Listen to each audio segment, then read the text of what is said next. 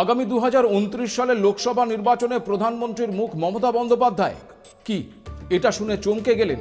ভাবছেন 2026 বিধানসভা নির্বাচনই এখনো হলো না, তার আগে 2029 সালের লোকসভা নিয়ে কেন কথা বলছি, আর কেনই বা বলছি আবার প্রধানমন্ত্রী মুখ মমতা বন্দ্যোপাধ্যায়? দেখুন, বিধানসভা নির্বাচনের সঙ্গেও কিন্তু জড়িয়ে রয়েছে জাতীয় রাজনীতি। আর একটি আঞ্চলিক দলের নেত্রী হয়েও জাতীয় রাজনীতিতে নিজের প্রভাব কতটা বিস্তার করেছেন মমতা বন্দ্যোপাধ্যায় তা বোঝা যায় যখন সঞ্জয় বারুর মতন একজন ব্যক্তি মমতা বন্দ্যোপাধ্যায়কে আগামী 2029 সালে প্রধানমন্ত্রী মুখ বলে অভিহিত করেন। কি যুক্তিতে সঞ্জয় বারুর মতন মানুষ এমনটা মনে করছেন? বাংলায় বিধানসভা নির্বাচনের প্রাক্কালে দ্য টেলিগ্রাফে তার লেখা এই প্রতিবেদন ইতিমধ্যেই রাজনৈতিক মহলে সাড়া ফেলে দিয়েছে। বারুর এই প্রতিবেদনের পেছনেও কি রয়েছে কোনো রাজনৈতিক সমীকরণ? সত্যিই যদি মমতা বন্দ্যোপাধ্যায়কে প্রধানমন্ত্রীর মুখ করা হয়, তবে কি মেনে নেবে অন্য বিজেপি বিরোধী দলগুলো, বিশেষ করে কংগ্রেস, যারা নিজেদের সবচেয়ে প্রাচীন জাতীয় দল হিসেবে দাবি করে? তারা কি একটি আঞ্চলিক দলের নেত্রীকে প্রধানমন্ত্রীর মুখ হিসেবে মেনে নেবে? বাংলার আসন্ন বিধানসভা নির্বাচনে কংগ্রেসের ভূমিকা কি প্রশস্ত করছে 2029-এর পথ?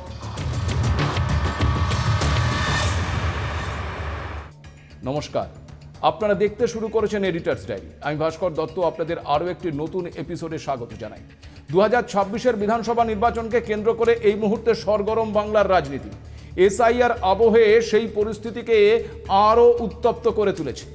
কিন্তু এই আবহে যদি আপনাকে কেউ বলে যে আগামী 2029 সালে দেশের প্রধানমন্ত্রীর মুখ মমতা বন্দ্যোপাধ্যায়, তাহলে নিশ্চয়ই যে একটু চমকে যেতে পারেন, এ বিষয়ে কোনো সন্দেহ নেই।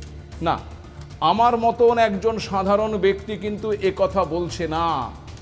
একথা বলছেন বিশিষ্ট সাংবাদিক, রাজনৈতিক নীতি বিশ্লেষক, লেখক এবং প্রাক্তন প্রধানমন্ত্রী মনমোহন সিংয়ের মিডিয়া উপদেষ্টা সঞ্জয় বারু, যার লেখা দ্য অ্যাক্সিডেন্টাল প্রাইম মিনিস্টার বই থেকেই বিখ্যাত হিন্দি সিনেমাটি তৈরি হয়েছিল। গত 16ই ফেব্রুয়ারি দ্য টেলিগ্রাফে ন্যাশনাল ইমপ্রিন্ট একটি প্রতিবেদনে সঞ্জয় বারু জানিয়েছেন, জাতীয় এবং আঞ্চলিক রাজনীতিতে অত্যধিক পুরুষ আধিপত্যের পরিপ্রেক্ষিতে দেশের দ্বিতীয় মহিলা প্রধানমন্ত্রী হওয়ার সময় এসেছে এবং মমতা বন্দ্যোপাধ্যায়ের চেয়ে ভালো আর কেউ এর জন্য উপযুক্ত নন। এর প্রেক্ষিতেই সঞ্জয় বারু যে যুক্তিগুলো তুলে ধরেছেন, আমি শুধুমাত্র তার পর্যালোচনা করছি, মাত্র বোঝার চেষ্টা করছি কতটা যুক্তিসঙ্গত সঞ্জয় বারুর যুক্তিগুলি। আপনারাও তার প্রেক্ষিতে আপনাদের মতামত জানাতেই পারেন। সঞ্জয় বারু তার প্রতিবেদনে বলেছেন, সাম্প্রতিক বছরগুলোতে জাতীয় রাজনীতির জন্য পশ্চিমবঙ্গের মুখ্যমন্ত্রী হিসেবে মমতা বন্দ্যোপাধ্যায়ের প্রত্যাবর্তনের মতন আর অন্য কোনো মুখ্যমন্ত্রীর প্রত্যাবর্তনকে গুরুত্বপূর্ণ বলে মনে করা হয়নি। 2024 সালে লোকসভা নির্বাচনে একটা সময় ছিল যখন বিহারের নীতিশ কুমার এবং অন্ধ্রপ্রদেশের এন চন্দ্রবাবু নাইডুর মতন রাজ্য পর্যায়ের রাজনৈতিক নেতারা জাতীয় রাজনীতিতে বৃহত্তর ভূমিকা পালনের আশা করেছিলেন। কিন্তু লোকসভায় একক সংখ্যাগরিষ্ঠতা হারানো সত্ত্বেও প্রধানমন্ত্রী নরেন্দ্র মোদী কেবল ক্ষমতা ধরে রাখতে সক্ষম হননি, তার সঙ্গে জাতীয় উচ্চাকাঙ্ক্ষা সম্পন্ন আঞ্চলিক প্রার্থীদের প্রান্তিকীকরণও নিশ্চিত করেছেন। আর এখানেই মমতা বন্দ্যোপাধ্যায়কে সবার থেকে আলাদা করে দেখছেন সঞ্জয় বারু। একজন মহিলা হিসেবে মমতা বন্দ্যোপাধ্যায় জাতীয় এবং আঞ্চলিক রাজনৈতিক দলের বর্তমান প্রজন্মের নেতাদের থেকে আলাদা বলেই দাবি করেছেন তিনি। বারুর মতে মমতা বন্দ্যোপাধ্যায় সম্পূর্ণ স্বনির্মিত প্রথম প্রজন্মের নেত্রী, যার পা মাটিতে দৃঢ়ভাবে প্রতিষ্ঠিত। মুখ্যমন্ত্রীর সাধারণ জীবনযাত্রার কথা উল্লেখের পাশাপাশি সদ্য সুপ্রিম কোর্টে তার উপস্থিতির কথা উল্লেখ করেছেন সঞ্জয় বারু। প্রশ্নটা হচ্ছে, হঠাৎ কেন এমন একটা প্রতিবেদন তুলে ধরলেন প্রাক্তন প্রধানমন্ত্রী মনমোহন সিংয়ের মিডিয়া উপদেষ্টা? পুরোটাই কি নিছক একটি প্রতিবেদন, নাকি এই প্রতিবেদনের সঙ্গে জড়িয়ে রয়েছে কোনো বড় রাজনৈতিক সমীকরণ? পশ্চিমবঙ্গে বিধানসভা নির্বাচনের প্রাক্কালে এসআইআর এবং বাংলা অস্মিতার ইস্যুতে যখন সরব তৃণমূল নেত্রী মমতা বন্দ্যোপাধ্যায়, তখন আবার সঞ্জয় বারু তার প্রতিবেদনে জাতীয় রাজনীতিতে বাঙালির অবদান এবং বাঙালি রাজনীতিবিদদের জাতীয় রাজনীতিতে বঞ্চনার কথাও তুলে ধরেছেন। একদিকে যেমন তিনি জাতীয় নেতা হিসেবে স্বামী বিবেকানন্দ থেকে রবীন্দ্রনাথ ঠাকুর, সুভাষচন্দ্র বসু থেকে সত্যজিৎ রায়, অমর্ত্য সেন এবং জেসি বোস থেকে পিসি মহলানবিশের মতন বিভিন্ন পেশার বাঙালির কথা উল্লেখ করেছেন, তেমন আবার বলেছেন কমপক্ষে দুজন বাঙালি রাজনীতিবিদ অভিযোগ করেছেন যে তাদের নিজ নিজ রাজনৈতিক দল তাদের প্রধানমন্ত্রী হওয়ার সুযোগ থেকে বঞ্চিত করেছে। তার মধ্যে রয়েছেন জ্যোতি বসু এবং প্রণব মুখোপাধ্যায়। যোগ্যতা থাকা সত্ত্বেও কোনো বাঙালি ভারতের প্রধানমন্ত্রী হতে না পারার দীর্ঘদিনের অভিযোগকেও উস্কে দিয়েছেন সঞ্জয় বারু। আবার জনপ্রিয় রাজনৈতিক নেতা না হওয়া সত্ত্বেও পিভি নরসিমহা রাও বা মনমোহন সিংয়ের প্রধানমন্ত্রী হওয়ার কথাও উল্লেখ করেছেন তিনি। আর সবচেয়ে গুরুত্বপূর্ণ এবং বিস্ফোরক যে মন্তব্যটি সঞ্জয় বারু তার প্রতিবেদনে করেছেন তা হলো 3 বছর আগে যখন INDIA জোট গঠন হয়েছিল তখন মমতা বন্দ্যোপাধ্যায়কেই জোটের চেয়ারপারসন করা উচিত ছিল বলেই মনে করেন তিনি। রাহুল গান্ধী, মল্লিকার্জুন খার্গে এবং সোনিয়া গান্ধী মনমোহন সিং মডেলের পুনরাবৃত্তি করেও কোনো লাভ হয়নি বলেই মত প্রকাশ করেছেন সঞ্জয় বারু। কিন্তু এখানেই প্রশ্ন যে মমতা বন্দ্যোপাধ্যায়কে যদি জোটের চেয়ারপারসন করা হতো কিংবা আগামীতে 2029-এর জন্য যদি প্রধানমন্ত্রী পদপ্রার্থী করা হয় তবে কি কংগ্রেস তা মেনে নেবে? বিজেপি বিরোধী অন্য রাজনৈতিক দলগুলোর অবস্থানই বা কী হবে? এক্ষেত্রে তৃণমূলের পাশাপাশি DMK এবং উদ্ধব ঠাকরের শিবসেনা মানে UBT তারা কিন্তু এই বদলের ধারণাকে সমর্থন করেছে, যাকে কেন্দ্র করে ইতিমধ্যেই জোট নেতৃত্ব বদলের বিতর্ক আরও তীব্রতর হয়ে উঠেছে। উদ্ধব ঠাকরের শিবসেনা তাদের দলীয় মুখপত্র সামনায় জোটের নেতৃত্ব নিয়ে সরব হয়েছে। ইন্ডিয়া ব্লকের নেতৃত্ব পশ্চিমবঙ্গের মুখ্যমন্ত্রী মমতা বন্দ্যোপাধ্যায় অথবা তামিলনাড়ুর মুখ্যমন্ত্রী MK স্টালিনকে দেওয়া উচিত বলে জানিয়েছে। আবার প্রধানমন্ত্রী পদপ্রার্থী এবং ইন্ডিয়া ব্লকের নেতৃত্বের জন্য মমতা বন্দ্যোপাধ্যায়ের নাম উঠে আসায় MK স্টালিনের জন্য জোরালো সওয়াল করেছেন জুনিয়র স্টালিন। 23শে ফেব্রুয়ারি অর্থাৎ সোমবার কোয়েম্বাটুরে বক্তৃতা দিতে গিয়ে উদয়নিধি স্টালিন জোর দিয়ে বলেন MK স্টালিন এমন একজন নেতা যিনি কেবলমাত্র তামিলনাড়ুকেই নয় সমগ্র দেশকে নেতৃত্ব দেন। ভারত জুড়ে বেশ কিছু বিরোধী নেতা বিশ্বাস করেন যে বিজেপির বিরুদ্ধে গণতান্ত্রিক লড়াই MK স্টালিনের নেতৃত্বে পরিচালিত হওয়া উচিত। অন্যদিকে কংগ্রেসের পরে লোকসভার দ্বিতীয় বৃহত্তম বিরোধী দল সমাজবাদী পার্টি কিছুটা সতর্কতার পথে প্রতিক্রিয়া জানিয়েছেন। মঙ্গলবারই সমাজবাদী পার্টির প্রধান অখিলেশ যাদব জোর দিয়ে বলেছেন যে জোটের মধ্যে নেতৃত্ব পরিবর্তনের চলমান আহ্বানের মধ্যেও ভারতীয় জোট অক্ষত রয়েছে। চণ্ডীগড়ে সাংবাদিকদের সঙ্গে কথা বলার সময় অখিলেশ জানিয়েছেন যে বা যারা ডিভাইড অ্যান্ড রুল পলিটিক্স নিয়ে কথা বলেন তাদের সাথে খুব সতর্কতার সঙ্গে মোকাবিলা করতে হবে। পশ্চিমবঙ্গ এবং উত্তরপ্রদেশে বিজেপিকে পরাজিত করাটাই এই মুহূর্তে অন্যতম লক্ষ্য বলেও মনে করছেন তিনি। তবে কি সঞ্জয় বারুর মন্তব্য ফের একবার বিরোধী জোটের নেতৃত্বের মধ্যে প্রশ্ন তুলে দিয়েছে? এই অবস্থান কি কংগ্রেসের সঙ্গে INDI জোটের শরিকদের সম্পর্কে ফাটল তৈরি করতে পারে? মমতা বন্দ্যোপাধ্যায়কে নিয়ে কংগ্রেস কি ভাবছে? আর মমতা বন্দ্যোপাধ্যায় বা কতটা প্রস্তুত জাতীয় রাজনীতিতে নিজের অবস্থান সুনিশ্চিত করার জন্য? দেখুন, যে সমস্ত কারণে বিশিষ্ট রাজনৈতিক নীতি বিশ্লেষক সঞ্জয় বারু তার প্রতিবেদনে মুখ্যমন্ত্রী মমতা বন্দ্যোপাধ্যায়কে বিরোধী জোটের প্রধানমন্ত্রীর মুখ করার কথা জানিয়েছেন, তার মধ্যে আরও একটি উল্লেখযোগ্য বিষয় হল মহিলা কার্ড। বারু তার প্রতিবেদনে বলেছেন বিজেপি একটি পুরুষ শাসিত দল। এই বিষয়টি বিবেচনা করে একজন মহিলা রাজনৈতিক নেত্রীর নেতৃত্বে একটি বিরোধী জোট যা স্বাধীন নারীত্বের প্রতীক বিজেপির সাম্প্রতিক অর্জিত নারী ভোটের ভিত্তিকে আঘাত করতে পারে। কারণ সম্প্রতি বিহার ভোটে বিজেপির প্রত্যাবর্তনের পেছনে মহিলা ভোটারদের একটা বড় অবদান রয়েছে। সেক্ষেত্রে যদি নারীরা বা তরুণীরা তাদের কণ্ঠস্বর খোঁজেন তবে মমতা বন্দ্যোপাধ্যায়ের চেয়ে ভালো আর কেউ নেই। দেখুন, মমতা বন্দ্যোপাধ্যায়কে আপনারা অনেকে পছন্দ করতেও পারেন আবার নাও করতে পারেন, কিন্তু যারা তাকে পছন্দ করেন না তারাও মমতা বন্দ্যোপাধ্যায়ের লড়াকু ইমেজকে অস্বীকার করতে পারবেন না। আর এই মুহূর্তে জাতীয় রাজনীতিতে মহিলা মুখ সত্যিই আর কেউ নেই। জয়ললিতা প্রয়াত হয়েছেন, মায়াবতী রাজনৈতিক প্রাসঙ্গিকতা হারিয়েছেন। সেদিক থেকে মমতা বন্দ্যোপাধ্যায় দীর্ঘ সময় ধরে সফলতার সঙ্গে রাজনীতিতে শুধু টিকে আছেন তা নয়, বরং ক্ষমতার অলিন্দে রয়েছেন। সঞ্জয় বারু তার প্রতিবেদনে এটা বলেছেন যে মমতা বন্দ্যোপাধ্যায়ের একমাত্র ত্রুটি হলো রাজ্য পর্যায়ে তার শাসন রেকর্ড খুব একটা চিত্তাকর্ষক নয়। তবে এক্ষেত্রে বারুর আবার পাল্টা দাবি, দেশের খুব কম মুখ্যমন্ত্রী আছেন যারা বৈধভাবে শাসনের একটি বিশ্বাসযোগ্য রেকর্ড দাবি করতে পারেন। দেখুন সঞ্জয় বারু তার প্রতিবেদনে কি বললেন, এই মুহূর্তে মমতা বন্দ্যোপাধ্যায়ের কাছে তা কতটা গুরুত্বপূর্ণ তা নিয়ে কিন্তু যথেষ্টই প্রশ্ন রয়েছে। কারণ মমতা বন্দ্যোপাধ্যায়ের কাছে এই মুহূর্তে একমাত্র পাখির চোখ আসন্ন পশ্চিমবঙ্গের বিধানসভা নির্বাচন, যার জন্য ইতিমধ্যেই তিনি কিন্তু ময়দানে নেমে পড়েছেন।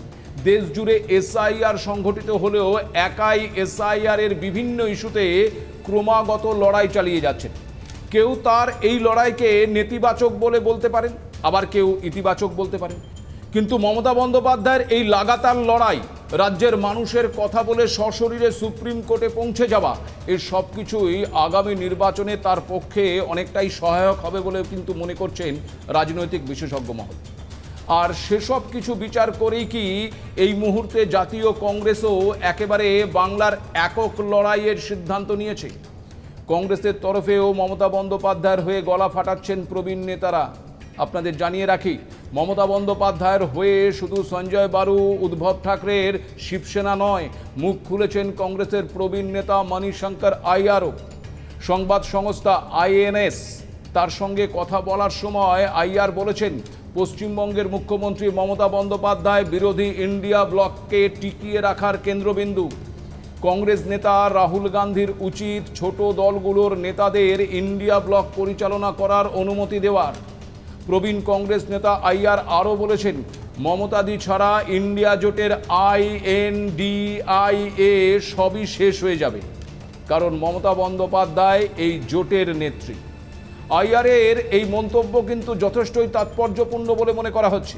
কারণ দেখুন, সেই 2016 সাল থেকে পশ্চিমবঙ্গে জোট বেঁধে লড়াই করে আসছিল কংগ্রেস এবং সিপিএম। শেষ 2024 লোকসভা নির্বাচনেও তার ব্যতিক্রম হয়নি। কিন্তু প্রশ্ন হলো, কি এমন হলো যে আসন্ন বিধানসভা নির্বাচনে কংগ্রেস একা চলার সিদ্ধান্ত নিল? 2029-এর দিকে তাকিয়েই কি এই সিদ্ধান্ত?